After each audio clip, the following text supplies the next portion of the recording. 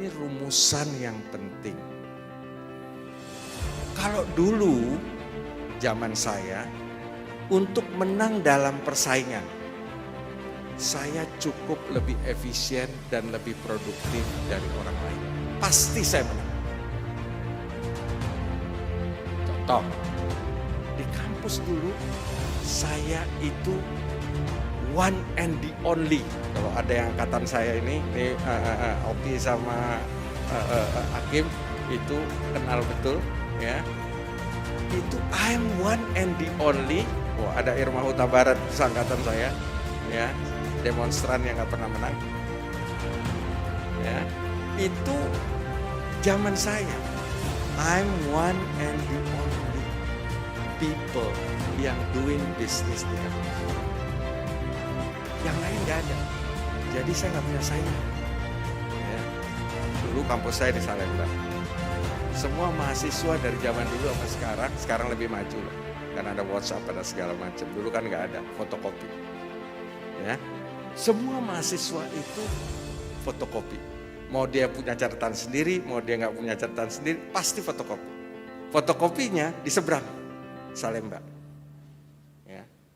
Gimana caranya untuk menang sama tukang fotokopi yang banyak itu di depan Salemba? Gampang, bikin fotokopinya di dalam kampus. Kan jalan jauh nyebrang, mendingan di kampus lebih dekat, harga sama pun menang dia. Ya, lebih produktif dan lebih efisien dari orang lain. Dulu untuk menang dalam kompetisi cukup lebih efisien dan lebih produktif dari orang lain. Tidak ada. Sekarang ini untuk menang dalam kompetisi, ya itu nggak bisa hanya mengandalkan efisiensi dan produktivitas. Efisiensi dan produktivitas itu hanya bisa untuk surviving. Kenapa? Kalau Anda tidak efisien, tidak produktif, Anda pasti mati. Nggak ada tempatnya untuk orang yang tidak efisien dan tidak produktif. Nah, untuk menang, selain efisien dan produktif, kita perlu yang namanya inovasi, kreativitas, entrepreneurship. Nah, untuk bisa jadi inovatif, kreatif, dan entrepreneurship itu butuh sumber daya yang unggul. Apa sumber daya unggul? Sumber daya yang physically, jasmaninya, rohaninya sehat, otaknya pinter, mentalnya jempolan, tidak pandai menyerah, ya, tahu tata krama, tahu tata cara, semua segala macam, ya, dan memang siap untuk melakukan inovasi, kreativitas, dan entrepreneurship. Ya. Coba lihat semua new business model sekarang, ya.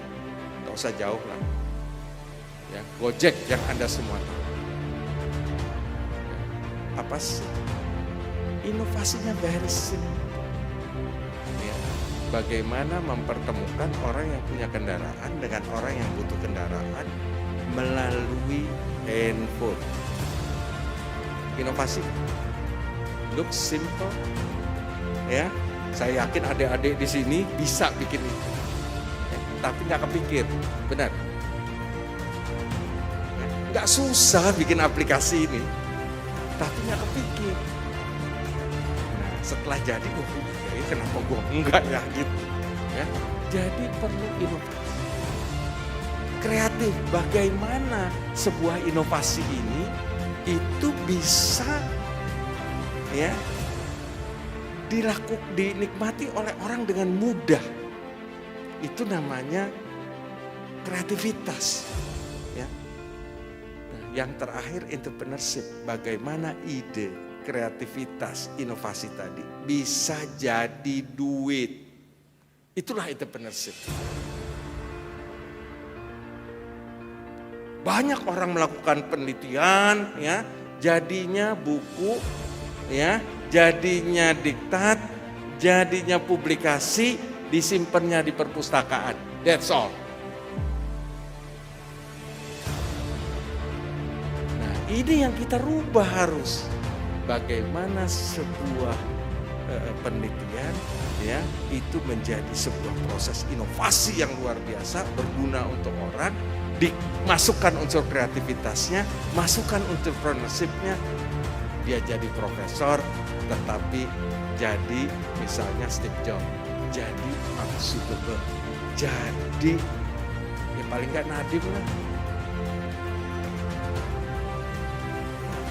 Nah ini yang harus kita lakukan.